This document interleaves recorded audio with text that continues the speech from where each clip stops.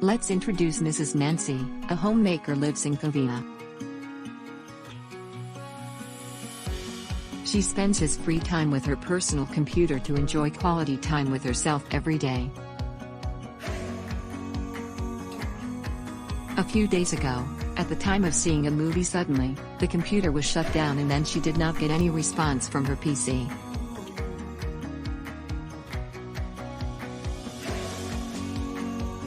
Mrs. Nancy could not able to understand the actual issue and try to identify what actually happened.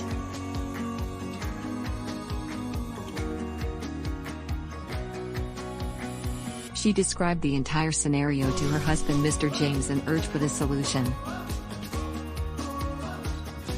Mr. James assured his wife for a quick solution. As Mr. James was already a satisfied customer of iTech Xpress, Mr. James took service from iTech Xpress to repair his office computer, so after knowing everything from the face of Nancy without wasting any more time, he called the professionals at 626-777-4747.